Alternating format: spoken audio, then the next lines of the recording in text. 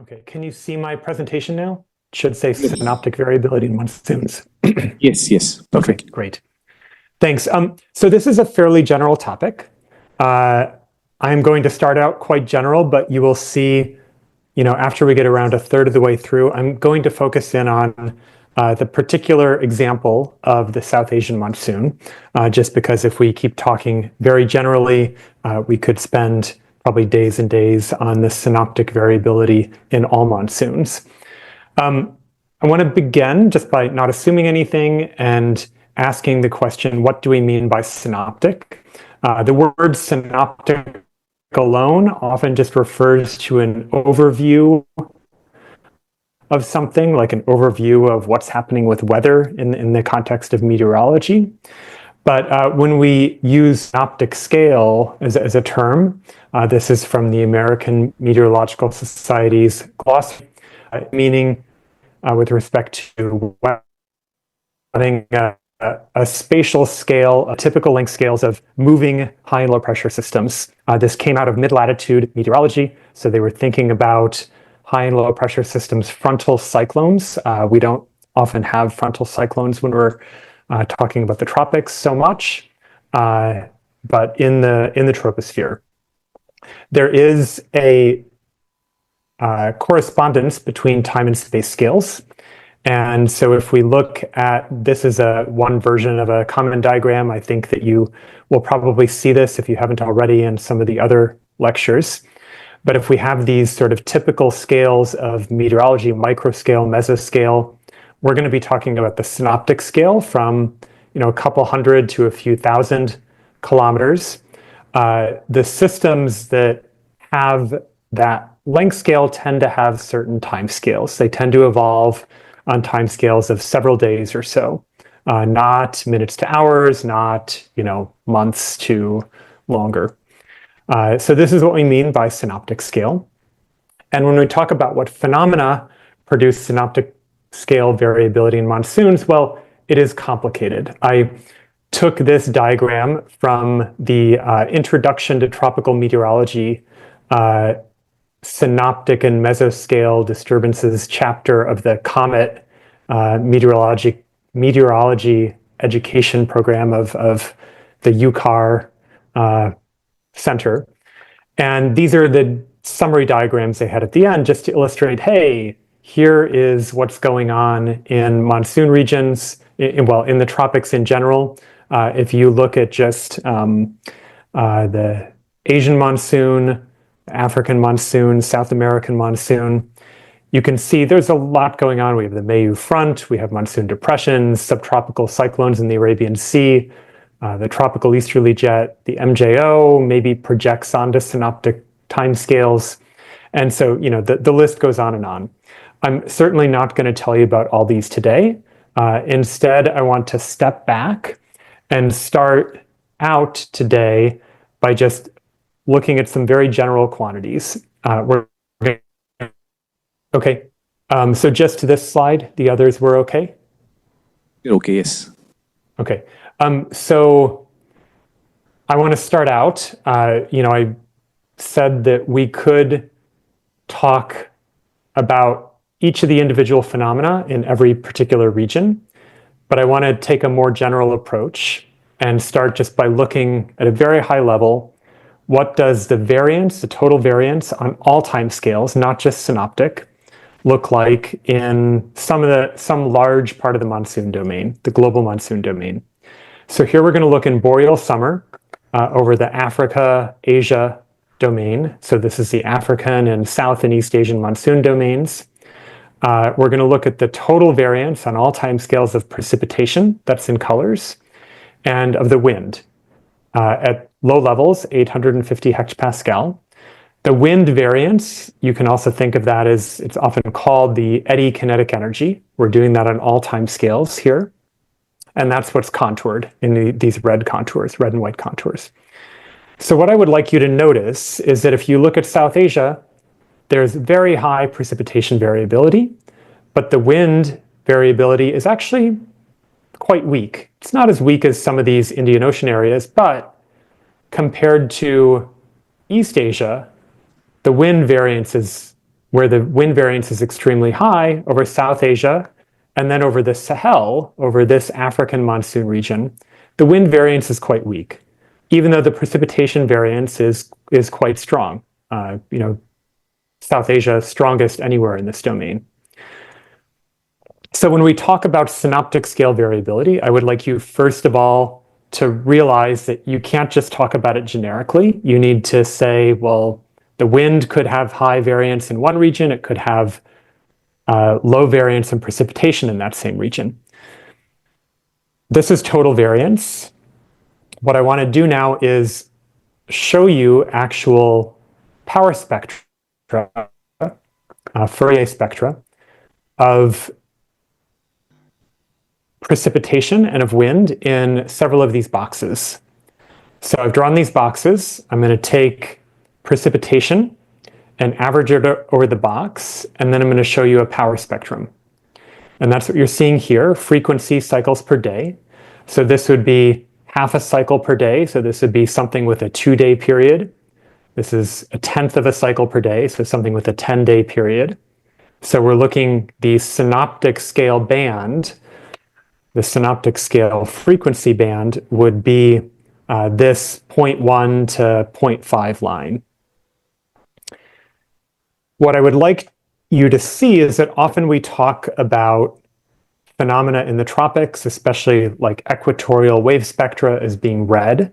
It is true that the precipitation in the West Pacific box, the Bay of Bengal box, which is right here, the Mayu front box, which is this one here over East Asia, those are fairly red in that they have larger variance at longer time scales. But the Mayu is not that red, and when you look at the precipitation variance over the Sahel, it's pretty flat. There is not this larger variance at longer time scales. And over the Sahara Desert, there's really almost no precipitation variance to speak of.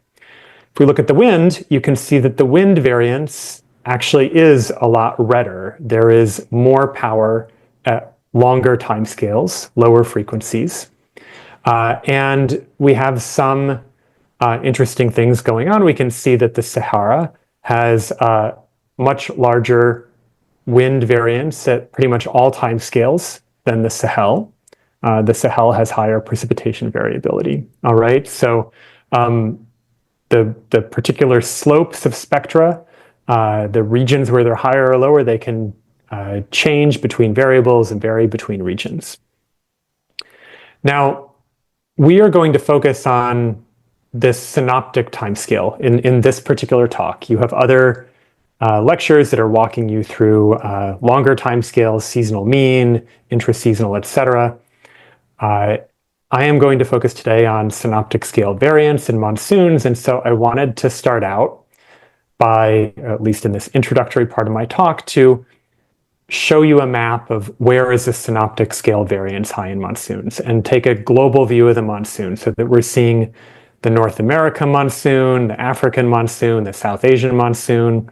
You're in India right now, but I think it helps to think about all these monsoon climates and not just have a narrow regional focus. You often learn more by sort of comparing regions and saying what's similar, what's different about their dynamics. And here we have the boreal summer. Sorry, here we have the boreal winter, the austral summer monsoons, Australia, Southern Africa, and the South American monsoon. And the colors show the standard deviation of precipitation on that synoptic timescale. It's been filtered, so you're only seeing 2 to 12 day standard deviations. And then the blue contour outlines the region where the precipitation is high and the time mean.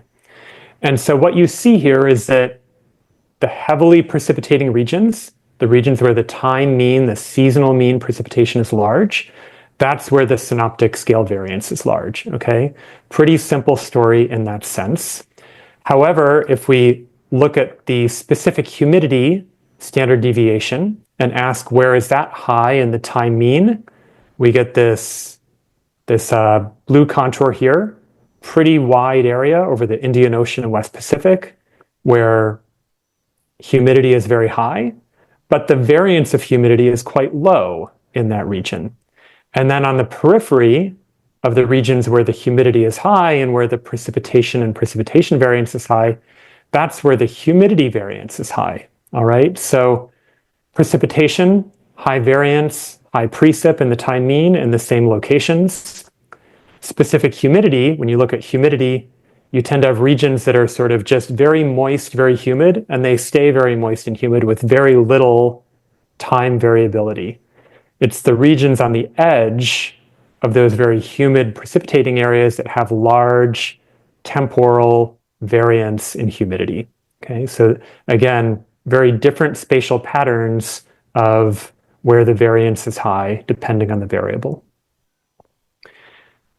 I've drawn dots on these diagrams because I want to show you histograms. I think it'll help to see when we're talking about the variability of these quantities, because that's what this lecture is about. Let's first look at the Sahel and the Sahara, right? This band of high precip here, this is really the West African monsoon. And then this dot in the Sahel, I'm showing you here histograms of 2-meter specific humidity, over the Sahel dot, which is the purple histograms, and then the Sahara histograms are shown in green at the location of this red dot up here. And again, what you see is that the Sahara has extremely large variability in its humidity. Most of the time it's quite dry. This is where the mode of the histogram is. But it has these excursions where it gets just as humid over the Sahara as it does on the most humid day in the core African monsoon domain. However, the Sahara's vertical motion, this is this omega at 400 hectopascal variable, so this is quite high up in the troposphere. If we had deep precipitating ascent, you would have omega would be very negative there. But we see that there's very little variability in vertical motion as well as precipitation over the Sahara. And the Sahel has a very clustered histogram, very tight histogram. Its humidity is not varying that much, but its vertical motion varies quite a lot. Okay. And then if we go over to the Asian monsoon and the West Pacific regions, look at those histograms, those look much more like the Sahel. Okay. The humidity variance is quite low. You see your histogram is clustered at these very humid values, quite far from the dry desert values, but the vertical motion spans very intense ascent to typical sort of weak subsidence. And most of the time you're in this sort of weak ascent zone. So this gives us a sense of what our variance looks like on synoptic scales, at least in terms of the map view. But now I want to remind you that you can take these sorts of spectral distributions and further decompose spectra into not only temporal variability, like 2 to 10 day, 2 to 12 day, that's our synoptic scale frequency band, but we can also decompose them into spatial wave numbers. And what I'm showing you here, if you have seen this, that's great. If not, you can not worry that much about this slide. But these are wave number frequency diagrams. They're used a lot for looking at equatorial waves, things like the Madden-Julian oscillation, equatorial Kelvin waves, equatorial Rossby waves.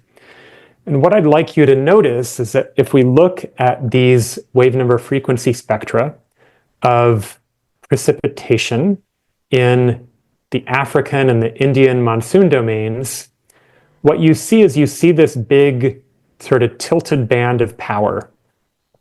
And on these diagrams, an important thing to realize is that the wave speed, the phase speed of a wave, is just equal to the frequency divided by the wave number. In other words, it's the slope of a line, right? And so if we have a line like this, that signifies in these diagrams westward propagating disturbances. And so we see over Africa and India, a lot of the variance is, and here's in terms of where is the synoptic scale variance. Well, half a cycle per day. This would be your 2-day waves. And then you're going all the way down to the sub-seasonal, intra-seasonal, longer than synoptic timescales by the time you get down here. So this stuff up here would be synoptic, and you see that it's primarily westward propagating. So a lot of this synoptic variance in monsoons, it's stuff that moves to the west. This is true not only in these monsoon regions, but if we look at the Northwest Pacific, where tropical cyclones, hurricanes form and sometimes impact North America, Mexico, and the US, we also have this westward propagating variance that dominates. So I am now going to get a little bit more specific, and we're going to focus in on the South Asian India monsoon region. And I'm going to ask what phenomena produce this high amplitude synoptic scale westward propagating variance. And I want to begin to answer that question by showing you just one particular case study of the winds in the lower troposphere around 850 hectopascal, 1.5 kilometers altitude, a little over a year ago. So not this past summer, but the summer before, 2023. And what you see here is you see the Somali jet turning into the low-level monsoon westerlies. And then you see the low-level monsoon westerlies sort of split apart a bit and start to curl up here over northeastern India. Today, we're going to focus for the rest of today, for the rest of this hour, I'm going to focus on the South Asian monsoon and answer this question of what phenomena produce this large synoptic scale westward propagating variance. I'm going to tell you that a lot of it is what we call monsoon low pressure systems. So what is a monsoon low pressure system? Well, if we draw a box here and I zoom in on this box, same exact region, zoomed in a little bit more, but now I'm showing you 1 day later. This is August 3rd. The previous slide was August 2nd. And you've seen that curling of the wind, it's now become a full-fledged vortex where the flow is nearly circular. And overlaid on top of this 1.5 kilometer altitude wind is precipitation in colors. And I'm pointing here to a region where the precipitation is around 30 centimeters a day. So these are really intense rain rates. And what I would like you to notice is that the peak rain rate is not in the center of the vortex or distributed around it in some kind of eye wall-like structure like a typhoon, but it is clustered here southwest of the center of the vortex. This is a classic monsoon depression, and around 10 or 15 of these, not monsoon depressions, but 10 or 15 monsoon low pressure systems form each summer over this South Asian, Bay of Bengal, India, Arabian Sea region. A subset of these, maybe about a third to a half at most, are intense enough that those low pressure systems are classified, just referred to as lows. The more intense ones are called depressions. Generically, we call all of them, regardless of intensity, low pressure systems. And one example of the catastrophe that can be produced by a monsoon low pressure system is the Uttarakhand floods. I think a lot of people in India still remember these well. Happened a tiny bit over a decade ago. Thousands of people died, over $1 billion of losses. This is the town of Kedarnath, where my understanding is the permanent resident population is quite small, maybe even 1,000 people or so, but there are hundreds of thousands of tourists at least that visit here every summer to this religious tourism site. So these were devastating floods for not just Kedarnath, but a number of regions and a lot of villages in Uttarakhand. The Pakistan floods a few years earlier, around 2,000 people died, $10 to $30 billion loss. These satellite photos, I think, are remarkable because you see shortly before, actually a year before the Pakistan floods in 2010, you see the Indus River here, this sort of faint blue ribbon curling river. And then a few days after the flood began, you see just how immensely wide the Indus River became. And something like 20 to 25% of the surface area of the country of Pakistan was submerged in the flood, produced by, in part, a monsoon depression that went over this area. We can look not just at case studies, but we can ask what fraction of these human disasters that are caused by hydrological extremes, what fraction of those human disasters occur when a monsoon low pressure system is passing over that spot. And for very large parts of India, especially this core monsoon zone, you're getting 80 to 90% of the human disasters can essentially be attributed to these monsoon low pressure systems. So these monsoon low pressure systems are interesting from a scientific point of view because they are responsible for much of this large synoptic scale westward propagating variance in the South Asian monsoon, but they are also very important societally speaking. So what I'm going to use the rest of my time today to talk to you about is what causes these monsoon low pressure systems. I'll often just talk about maybe the more intense versions and just say monsoon depressions to be a little bit shorter. And how are they changing over time? So I'm going to begin by, and perhaps I'll leave this, how are they changing over time? I'll see if we have enough time for that. I'd like to certainly stop and take questions and have discussions, and maybe I can leave this for some other time. But I'm going to begin by telling you a little bit about prior knowledge and then about some work that we've done in my group on mechanisms that produce these storms. So what is a monsoon depression? It is a cold core cyclonic atmospheric vortex that sometimes forms over land. This is a latitude versus height using pressure coordinates section, latitude height section, through the center of a composite monsoon depression. So we've taken around 100 or so monsoon depressions, and we've composited the zonal wind and the temperature. Zonal wind is shown by black contours, and dashed is negative, so you have westward flow. And so you see here the center of the storm is this vertical line right here. Maybe I drew that a little bit. Yes, okay, that's a little bit more toward the center. And you can see that the wind is moving cyclonically. You have wind coming out of the page here, wind going into the page here around this pretty vertically upright storm. They're not tilted very much. And at the bottom, they're cold. When we say cold core, we mean cold in the lower troposphere. Tropical cyclones, a canonical mature tropical cyclone would be warm core in the lower troposphere. This warmth in the upper troposphere would extend all the way down to the surface. So that's one way. These systems are very different from classic tropical cyclones. Another way they're different is that they do sometimes form over land, which tropical cyclones, we know that they lose intensity almost exponentially once they hit the coastline.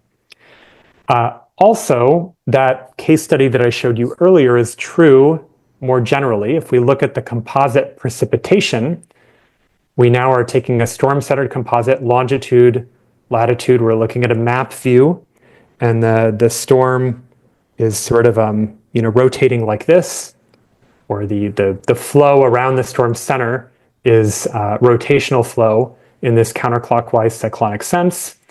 And then southwest of the vortex center, you have your peak precipitation. And in the composite mean, averaging often smears out signals, but look at how sharp and intense we're talking about. In a composite mean, averaged over more than 100 storms, you're getting 6 centimeters of rain in this pretty narrow southwest quadrant area. Now, that's what a monsoon depression looks like. Where do they occur? Well, just like I showed you earlier, maps of variance of different quantities, I now want to show you a map of the population, the global population of propagating vortices in the lower troposphere. And my point in doing this is I want you to see that this region that we're studying, South Asia's monsoon low pressure systems, the distribution of track density, which is the color shading. This is just the number of vortex tracks that fall within 5 degrees of each point per summer season. And then the genesis density, number of tracks that start, vortex tracks that start in a certain region. These are both very large, and they're actually so large that they're a global maximum. So if you hear anyone talking about monsoon low pressure systems in South Asia, don't think that these are some relatively uncommon or unimportant thing compared to, say, Atlantic hurricanes. Atlantic hurricanes certainly are more intense, but they're really spread out in their track density is really spread out. They're on here, but their track density is lower than the lowest contour shown here. And African easterly waves feed into this main development region for Atlantic tropical cyclones. This region would be what we call the East Pacific easterly waves.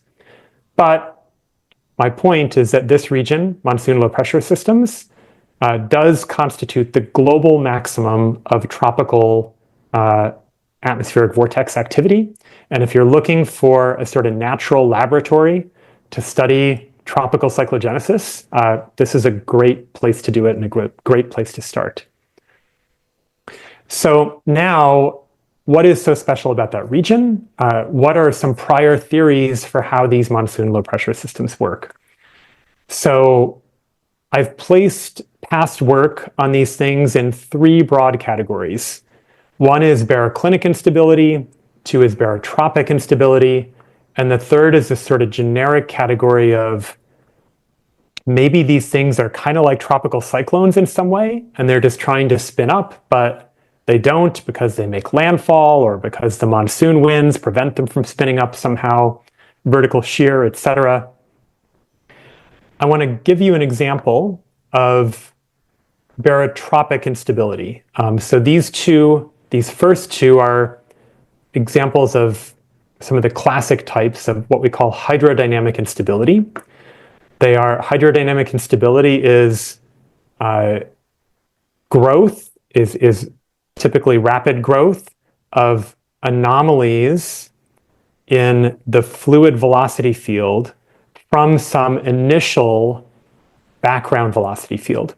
So this is going to be an animation, and I want you to think of this as a idealized simulation of barotropic instability in a fluid where we have east-west on the horizontal axis, north-south on the vertical axis. So think about looking down at a map, and you have flow to the west in this part of the domain and flow to the east everywhere in the north part of the domain.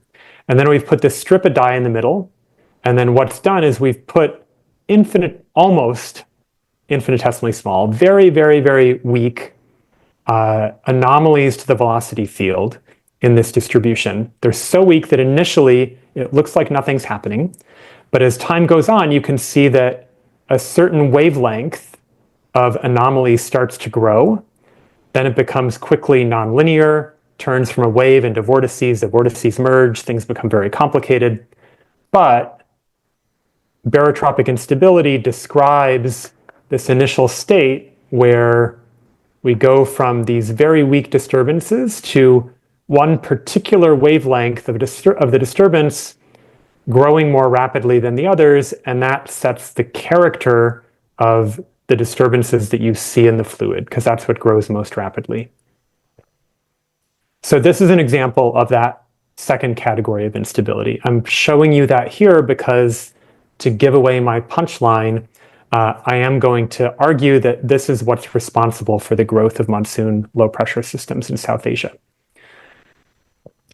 Past work has argued that, and what we are going to do is say that that's right. I want to remind you that the flow, the basic state that would be that we're thinking might be unstable, is the east-west wind of the continental scale monsoon circulation. So I believe that Simona Bordoni is going to talk with you about general seasonal mean monsoon dynamics. We have this thermally direct overturning circulation here, or energetically direct, with the North Pole here, the South Pole here, cross-equatorial flow, ascending air, cools adiabatically, clouds form, precipitation falls out. But the key point here is that the trade winds here in the southern winter hemisphere, this is notations meant to represent a vector going into the page. In the monsoon domain, the trade winds are reversed to become the low-level monsoon westerlies. And we have both horizontal shear. We have wind going from westward to eastward, back to weak westward again, actually up here. That's horizontal shear or meridional shear. We also have vertical shear associated with the north-south temperature gradient, and either of those could be hydrodynamically unstable. Vertical shear would be baroclinically unstable, perhaps. Meridional shear would be barotropically unstable, perhaps. However, one reason that my group has been working on this is that past work in exploring possible instabilities, we think that it was often overly idealized, and that led to a lot of conflicting claims. So this is one example from a paper by Richard Lindzen in 1983, where they said, let's approximate the monsoon background state, monsoon basic state. Just let's look at it only at two levels, 200 and 500 hectopascal, and let's just say the wind has these idealized distributions, these sort of what they call broken line profiles. And they called 500 hectopascal the lower troposphere. It's a little high for what I would call the lower troposphere, but they examined the stability of these and found that this central quote, they said the local barotropically unstable response in the Bay of Bengal will be dominated by the lower troposphere. So they actually found in 1983 that this 500 millibar profile of winds, very idealized, is barotropically unstable. If you put a very weak vortex in this flow, it'll grow and amplify. 3 years before that, Goswami said neither barotropic nor baroclinic instability can explain the observed features of monsoon depressions. 10 years after Lindzen published, Kasturi et al. Said the main growth mechanism of monsoon depressions is by baroclinic energy conversions. And so I could show you about 10 or 15 more papers, some of which say it's barotropic instability, some say baroclinic instability, some say it's neither. I want to now show you some evidence to demonstrate what I think the mechanism of growth is of these storms. So let's examine what I'm going to walk you through is a stability analysis of the monsoon circulation. And we're talking about synoptic scale variability in monsoons. What I'm trying to do in this talk is, after giving you kind of a global, high-level view, is just focus in on one region, one particular type of disturbance that dominates in that region, to give you an example of how the thing works, how we go about thinking about the dynamics of the phenomena, kind of the nature of the work that can be done for these things. So this is the basic state. We're seeing here the low-level wind around 3 kilometers altitude, composited prior to the observed formation of around 100 or so monsoon depressions. So this is not a time mean, it's just what the winds look like, the vector wind at 3 kilometers altitude. And the color shading just shows where the wind is eastward in red and where it's westward in blue. And this polygon here, the black polygon, is just the main genesis region for monsoon low pressure systems. And what I'm going to do now is take a vertical section along this green line, and I'm going to show you the basic state absolute vorticity. And that's contoured here, or that's color shaded here. So this particular brown line represents topography. It's the surface height. And so what is shown here below the topography, you can kind of mask out. That's just data that's been extrapolated in the ECMWF reanalysis. But what I would like you to note is that there's a local maximum in the absolute vorticity, and that actually satisfies what the theory for barotropic instability says is a necessary criterion. You need to have that local maximum for something to be barotropically unstable. And we do actually see that in the observations. So I've kind of talked about barotropic instability, baroclinic instability, but what are they? Well, I'm not going to go into these in detail. Okay, I think I would need more than an hour to talk about this, to give you sort of a primer on one of these types of instability. But I just want to give you a brief flavor for how this is, for kind of how you can approach these sorts of instabilities. And if you want to do additional reading on this, you then have a little bit of a pointer to kind of the way you think about them and what you could gain by studying these a little bit more. So this is the background wind profile, or the basic state wind, as a function of latitude on this vertical axis here. The horizontal axis just shows the wind speed. And so the wind is eastward here and westward here. And so think of this as just an idealized schematic of what happens on the poleward flank of the low-level monsoon westerly jet. So in other words, you know, the low-level monsoon westerlies are here, and then they decay as you go further north over northern India, and there's even some weak westward wind. We saw that on the previous slide. See, this is the westward wind. So strong eastward wind, weak westward wind. This is your idealization of that. And this region right here, this is a region of large vorticity. Okay, vorticity is du dy, or minus du dy. And what I'm showing here as a function, map view, is you're looking at vorticity contours, and what you note is that the vorticity is labeled going up from 1, 2, and 3. So vorticity is increasing, and then it reaches a maximum, and then it decreases again. And what you can do is you can say, well, what if I put a weak vortex on this background vorticity field? Well, that vortex would advect the vorticity contours around it, and it would tend to cause this initial anomaly in the vorticity field to propagate in one certain direction. The same would be true if you put an anomaly down here, but these anomalies tend to propagate in opposite directions because they're propagating on opposite signed vorticity gradients. The maximum is here, so the gradient or the derivative changes sign at the maximum. And under certain conditions, under certain profiles of wind, these waves in the vorticity field can phase lock with each other and cause mutual amplification. And just over time, this one will affect this one and make it get stronger, and vice versa. And that's kind of the physical view of barotropic instability. You can alternatively write this down mathematically and get sort of a mathematical linear stability analysis, but this is kind of a little bit of a hint of how you would approach this, thinking about it conceptually. So what we did was we assessed the stability of the observed monsoon basic state. So that basic state I showed you 2 slides ago.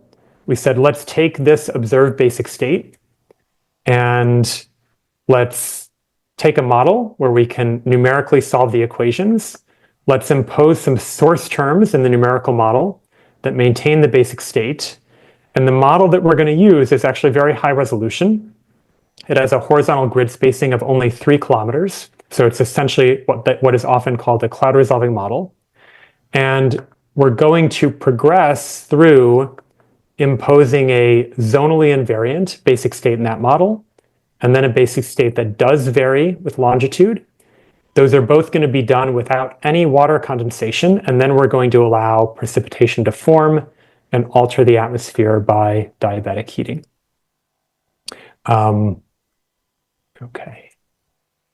So what you can do is, I'm now going to show you a result of the linear stability analysis for, again, a longitudinally invariant basic state. So we're just stepping back here. We're taking this basic state, taking a slice through it, and we're going to make every longitude have the latitude versus height distribution of wind that occur at, say, 87 degrees east. So if we do that, then we find that we can look at how fast different wavelengths, different horizontal wavelengths of disturbances grow. And we can look at the total, that's this blue line right here, and we can decompose the total into growth due to different processes. One of the easiest processes to think about is friction. That's the brown line here, the dotted brown line. And friction, no surprise, tends to slow everything down. It tends to produce negative growth. It tends to damp everything. The phenomenon, the process that produces amplification of some wavelengths in this basic state is a process that we can attribute to barotropic instability. If we look at the budget, the kinetic energy budget of the growing anomalies, mathematically it's this u prime v prime du bar dy term, but all that signifies is it signifies kinetic energy going from the background wind field, this smooth eastward monsoon westerly jet, into the kinetic energy of the vortices that are growing on that background state. And we can see that the peak growth is occurring at a wavelength of around 4 kilometers or so. Sorry, 4,000 kilometers or so. Okay, and that actually corresponds to a typical size of a monsoon low pressure system. So what does that look like? In this sort of stability analysis, you can take longitude versus height or longitude versus latitude. So both of these are longitude as a horizontal axis. We're either looking at a vertical section or a map view of what the most rapidly growing anomaly looks like on that zonally invariant basic state. And what you see looking on the top map first is you see a cyclone, an anticyclone, a cyclone, and anticyclone. And these just alternate forever and ever in the east-west direction. Okay, this is sort of an idealized calculation, zonally periodic or infinite domain in the east-west direction. And we just have the mode that's linearly growing is just alternating high and low pressure systems. But these high and low pressure systems have a vertical structure. We can see that in this bottom plot where the temperature anomalies are shown in the black contours, whereas the northward wind anomalies are shown, the meridional wind is shown in the colors. So we have northward flow here, southward flow here. So this is a cyclonic vortex right here. This would be the center of the vortex, or the vortex axis, the green line. And what you see is you see a cold core at the cold core in the lower troposphere of this cyclonic low pressure system that's forming in the monsoon basic state. So this is something that looks somewhat like a observed monsoon low pressure system. This is the level, though, that was used in one of those past studies, the one that I think most definitively argued for barotropic instability. And what I'd like you to note is that we are finding that no, it's actually something much lower in the troposphere that's barotropically unstable. It's more the 3 kilometer, the 700 to 850 hectopascal level that's barotropically unstable. A caveat, though, and the reason I'm going to walk you through these 3 different stability analyses is that the region that is barotropically unstable is only around 1,500 kilometers wide. So remember that the vortex that was most unstable was around 4,000 kilometers in wavelength. That would be the cyclone-anticyclone pair. The cyclone itself would be half that. But you take something that's 2,000 kilometers in diameter, and you only allow it, you find that the region that's barotropically unstable is only around 1,500 kilometers wide. This is the growth rate due to barotropic instability as a function of longitude. And we can see it's only between around 72 degrees and 92 degrees that you have barotropic instability producing growth. Some of that is offset by frictional dissipation.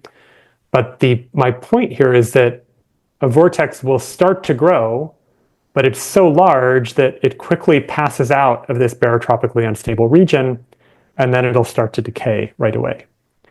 So this means we should look at a zonally varying basic state and ask whether that's unstable. We can do that. When we do this, we can get actually, because the three-dimensional instability problem is more complex, the unstable mode doesn't just have a fixed spatial structure that amplifies and propagates, but it has a time-varying structure, a life cycle, if you will. And what you're seeing here is snapshots in that life cycle. So this is the first day of the instability, second day, fourth day, and so on, and then the thing just repeats. And what I'd like you to see here is that the pressure anomalies are shown in colors, the wind anomalies are shown in the vectors, and the black contours just show the basic state wind. And so you see here this low pressure anomaly. This would be your low pressure system, intensifying as it goes over the Bay of Bengal, moving toward the west-northwest, behaving a fair amount like an observed monsoon depression in terms of its spatial scale, its propagation direction, its propagation speed. And if we look at a vertical section, longitude versus height, it looks remarkably like an observed monsoon low pressure system. Upper tropospheric warm core, low level cold core, and these things don't have any moisture condensing in them. So we get this structure, the dynamical structure, the propagation, the spatial scale, the warm over cold, pretty realistic looking only from the non-precipitating dynamics of barotropic instability. However, what I've told you is that this is the least stable normal mode. This is the mode that would decay the least rapidly if you could excite it in the model. However, it is not unstable. It does not, in the observed three-dimensional basic state with surface friction, this does not grow spontaneously. In order to get that sort of spontaneous growth, we need to allow condensation to occur. And so I'm going to close my stability discussion and say, rather than now doing a linear stability analysis, we're showing you fully nonlinear simulations. This is what happens in that cloud resolving model when you finally allow water to condense. Pressure anomalies are shown here in the color contours. Vector wind at 850 hectopascal in the vectors. The contours show 3 kilometer altitude pressure anomaly, not 850 hectopascal pressure anomaly, which is kind of nonsensical. But the colors show the precipitation field or the condensed water field illustrated in this radar-like color scale. And what you see is it's a remarkably realistic simulation, even though we're doing an idealized calculation with the peak rainfall, again, forming southwest of the vortex center. What I want to emphasize, though, is that the moist model with precipitation, if we look at its life cycle, again, day 2, 4, 6 through day 12, and then we look at the same 12-day life cycle in the model with dry dynamics, this is what I showed you before, they look remarkably similar. The amplitude is a little more intense when we have precipitation. This is a linear eigenmode, so the amplitude is somewhat arbitrary anyway. But you can compare, the amplitude is useful in terms of comparing the magnitude of the high with the low pressure.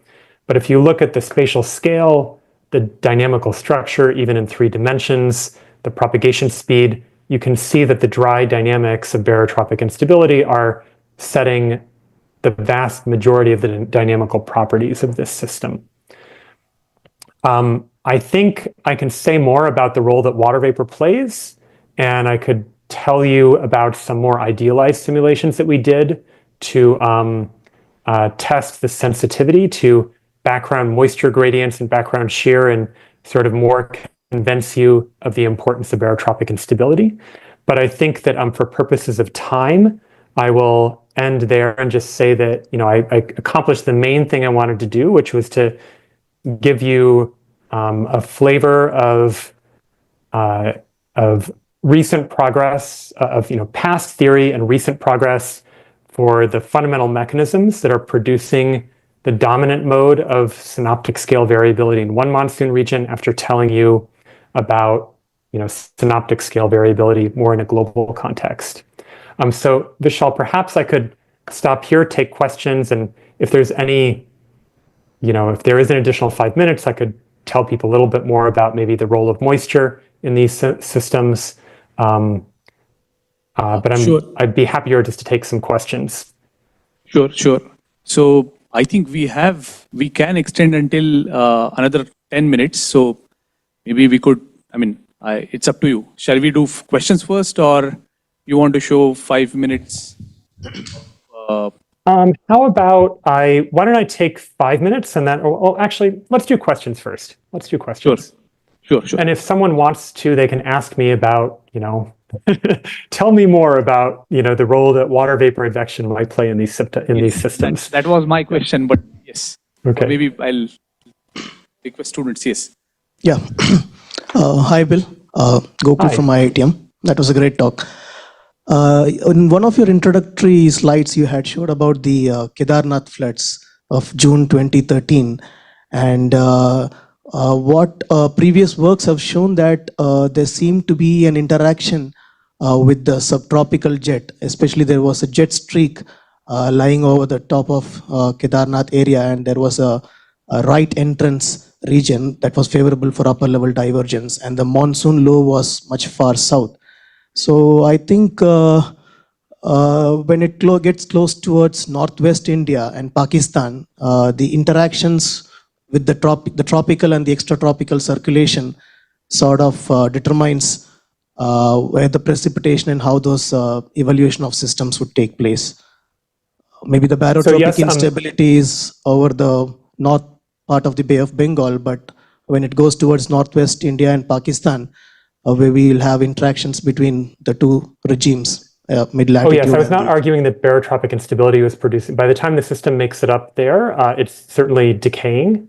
And the center of the monsoon low pressure system in the Uttarakhand floods was a fair bit south. But I think that unlike the case where, I was showing you that the peak precipitation is southwest of the vortex center in these large number of composites. For this particular disaster, I think what the monsoon low pressure system did is it helped advect a lot of high water vapor into the region, and it also produced a lot of upslope flow, whereby you can have orographic precipitation. So I think that there was an important, certainly the Uttarakhand flood, the Pakistan flood, there was maybe a westerly disturbance in the region, but I think it was important. Having the monsoon low pressure system did also play a role. The interaction between the two was important, and I'm not arguing that barotropic instability was happening up there. Okay, yeah, maybe the moisture was from the tropics. Yeah. And the upslope flow. Yeah.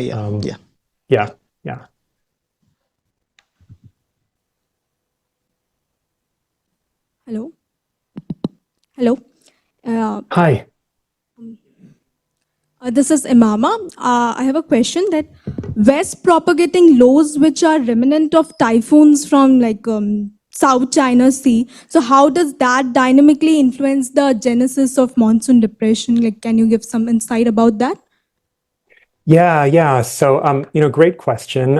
When you look at the track density, right? You see this track density due to West Pacific typhoons and tropical depressions, etc., even some maybe westward propagating equatorial Rossby waves. People have looked quite a bit at whether you could trace monsoon low pressure system formation back to, could you just trace all of these back to some remnant disturbance from here? The most recent studies that I know of that have looked at this have found that about maybe a third or so of monsoon low pressure systems can be attributed to what they call a downstream amplification as opposed to in situ genesis. I think for all of these, we're saying that there's some, if we talk about barotropic instability, we're thinking about you need some weak initial disturbance to kick off the instability. Now, there could be a curling up of the monsoon trough. That could be an in situ genesis mechanism. But I think, from what I know from other people's work is that the latest work is arguing that about a third of what spins up over the Bay of Bengal can be traced back to the West Pacific, and that 2/3 are in situ genesis. Yeah, thanks.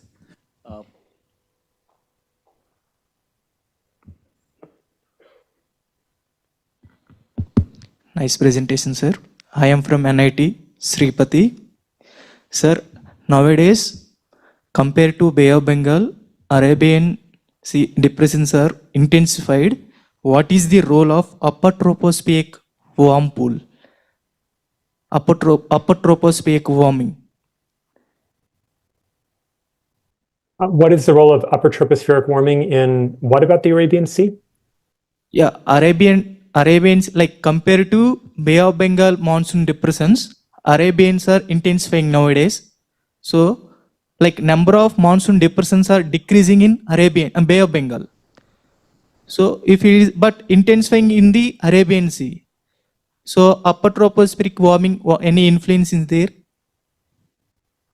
So you brought up two issues. One is, the influence of upper tropospheric warming on monsoon low pressure systems, and you're suggesting, at least you're saying that the number of monsoon low pressure systems in the Bay of Bengal is decreasing and maybe more are forming in the Arabian Sea. Is that right?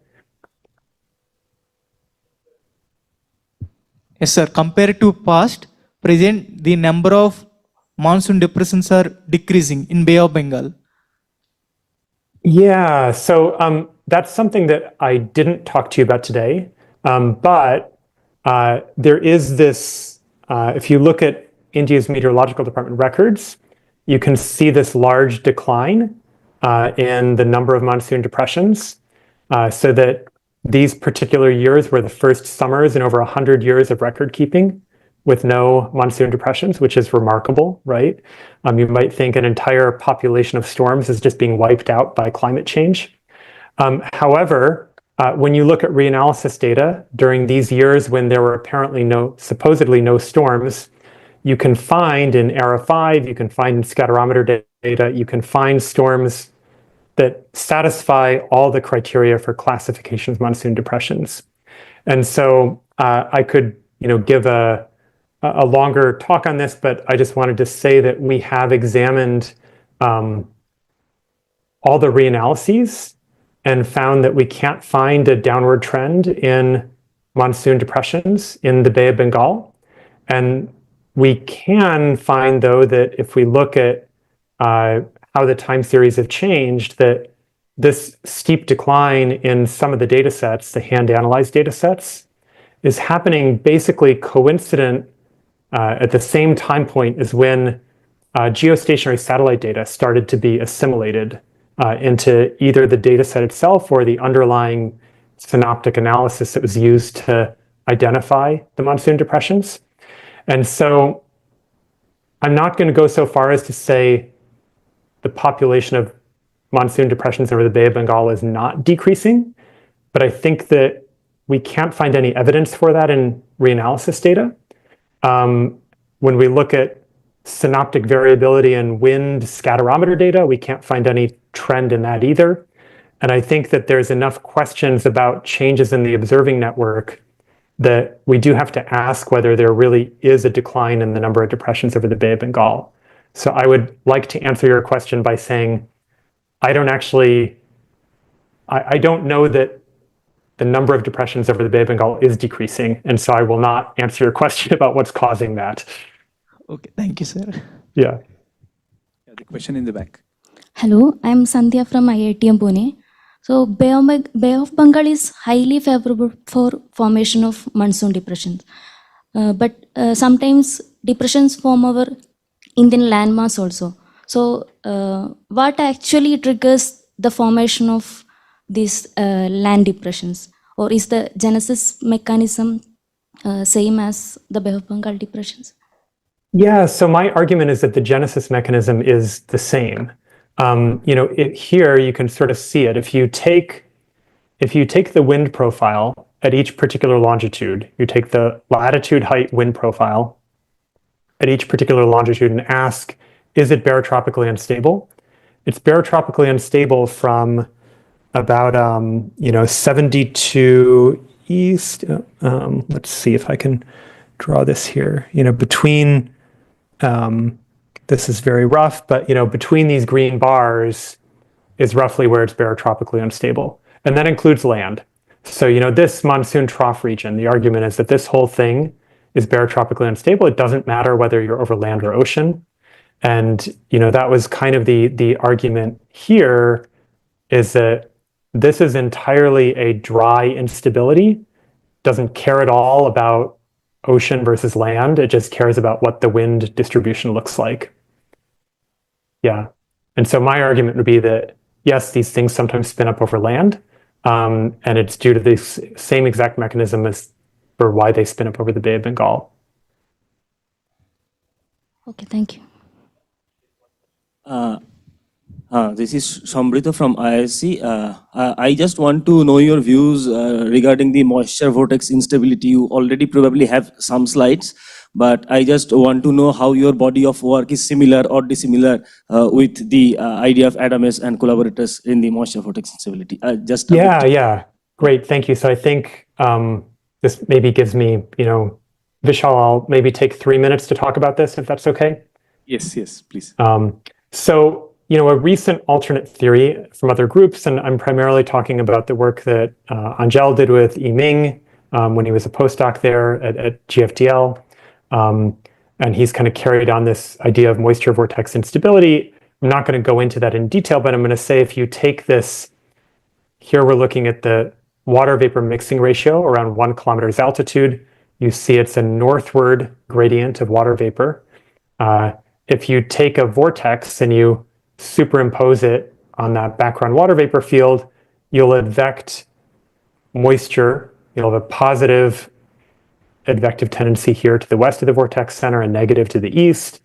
And then their idea is that couples with convection, so that you get enhanced convection where you have positive, you get enhanced convection where you have positive advection of water vapor. This is work that really goes back to Adam Sobel's 2001 paper, where he proposed the same thing, that you can have what they call balanced tropical moisture waves. You have a moisture gradient, you can get these growing instabilities. You can make a linear framework and show that you get an instability. However, what we did is we used a series of cloud resolving model runs to assess the importance of that kind of moisture advection together with barotropic instability. We took this zonally invariant basic state, and we varied its parameters in a 3-dimensional parameter space. So we changed the north-south horizontal shear, we changed the low-level humidity gradient, and we changed the vertical shear. And these boxes are meant to show you that there's one simulation done with this cloud resolving model for each combination of those different configurations of the basic state. And the model is idealized, so I'll show you what one simulation looks like. You get 2 monsoon depressions spinning up in that model. You're just seeing a loop here. And what I can do now is I can show you this matrix where I'm plotting the pressure at 3 kilometers altitude. That's the black lines with dashed being negative pressure. So dashed lines would show you where the, dashed is a particular pressure contour. Dashed and solid are really not that important what they mean, but you can see here the vortex center. Here we have a very strong vortex. Here we don't have a vortex at all, just a little bit of a perturbation of the background pressure field by some kind of wave. And I'm showing you here the pressure anomaly and the rain rate at the time of peak vortex intensity. Each of these boxes represents a single simulation. As we varied the basic state north-south shear, this would be controlling barotropic instability, zero barotropic instability, strong barotropic instability. So as you turn up the barotropic instability of the basic state, you start to have vortices that form and then get stronger. As you turn up the moisture gradient of the basic state, if you don't have any background meridional shear, if you have no barotropic instability, basically nothing happens. If you turn up the moisture gradient in the presence of barotropic instability, you can make the vortices stronger. And so having that moisture advection come into play, it does intensify the vortices. There are a number of other things that can intensify these. We've shown that wind evaporation feedback, for example, over the Bay of Bengal, can also intensify vortices that form by barotropic instability. And so the argument here is that you get greater intensity by having some kind of moisture vortex instability interact with the barotropic instability. But sort of the basic necessary condition for growth is you need some barotropic instability to kind of kick things off, that the moisture vortex instability doesn't operate on its own independently. Thanks, Bill. There are 2 more questions. One in the Okay. front.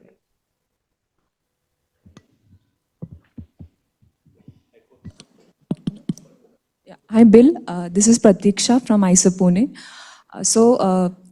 You had shown those westward propagating synoptic scale disturbances during monsoon time. So, is it possible to associate them with some equatorial wave modes of the similar time and spatial scales, like the MRG waves or something? Yeah, you're talking about these wave number frequency spectra. Yes. Yes. Yeah, definitely. You can draw theoretical dispersion curves on here. There's a theoretical dispersion curve that goes like this up to the east. That's your Kelvin wave. There's not really one that goes like this. There are equatorial gravity waves, westward propagating inertia gravity waves, but none of them have this this straight line power. This power is often, if you look at a lot of the wave number frequency literature, go back to the Wheeler and Colodis papers, they call these TD-like, tropical depression-like disturbances.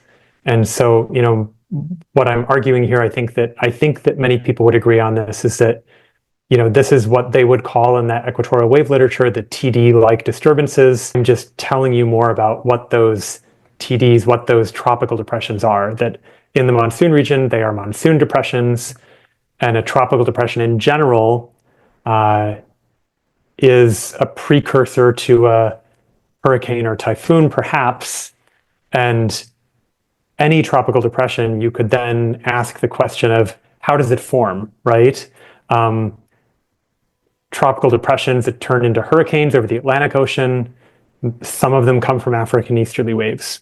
In the South Asian region, we have monsoon depressions that are, sort of the regional TD manifestation. So that's kind of what I'm arguing here.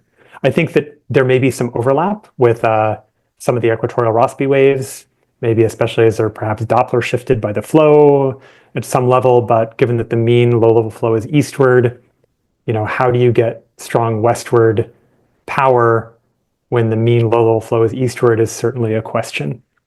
Also, is there any symmetric or anti-symmetric filtering done in this? This is just total. All right. Okay. Yeah, I'm pretty sure I've not separated out the symmetric and anti-symmetric here. It's just total. I've subtracted out a background, of course, but yeah. Okay, all right, thanks. Yeah, last question in the back. Hi, I'm Shilpa from IITM Pune. See, I have this question that in one of your slides you showed the depression in Bay of Bengal that is moving westwards, and the wind anomalies are also plotted. In one of the plot which I tried, I have the same thing. There is a high convergence in Bay of Bengal, and there are strong westerly wind anomalies. So I just wanted to know this. Should I assume that since there is strong wind anomaly that is at 850 HPA, is this moisture coming from Arabian Sea, and is that moisture that is bringing this rainfall in central India, or does this system moving inwards is doing something there? What does Are to you be assumed? talking about this plot, or are you talking more about No, this one? not This this. one? Another slide where you showed that the depression was moving inside with wind anomalies also.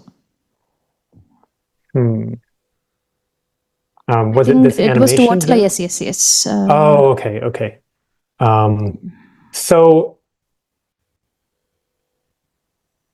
I mean, I think my answer will be the same regardless of which slide it is. But these are wind anomalies. So superimposed on this, you will have your strong eastward low-level jet down here, right? But I guess I have a little bit of a different perspective in that oftentimes I think many people do want to answer the question of where does the water vapor come from? Like, where do the individual water molecules come from, right, that precipitate out? I don't often find that gives a lot of insight into sort of the causal mechanisms. I think that you're in, like we talked about at the beginning of the talk, let's see if I can go back here. You're in a region where the specific humidity is just quite high everywhere. This is a low anomaly right here in sort of the lee side of the Western Ghats. But if you're in this big pool of moist air, if you can form a vortex and you can produce some upward motion by, we didn't talk about this today, but this precipitation southwest of the vortex center is due to quasi-geostrophic lifting in the vertically sheared monsoon background state. So I think as long as you can produce upward motion, you're going to have enough water vapor to draw on. It can kind of come from wherever it needs to come from.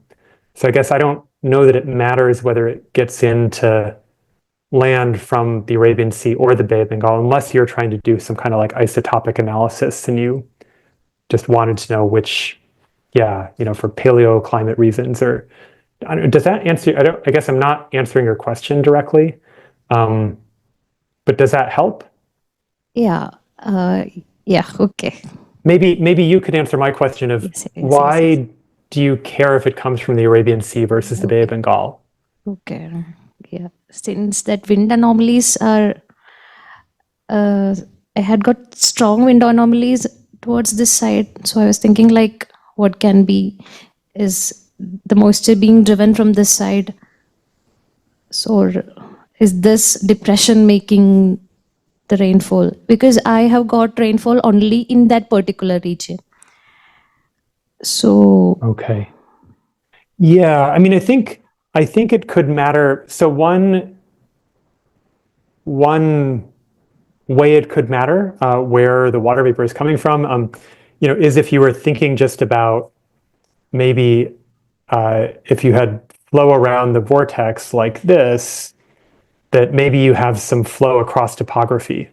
And the monsoon, the low pressure system vortex is producing upslope flow over the Western Ghats. Then it would certainly be Arabian Sea moisture that is raining down because you've just advected Arabian Sea moisture upslope, produced orographic precipitation.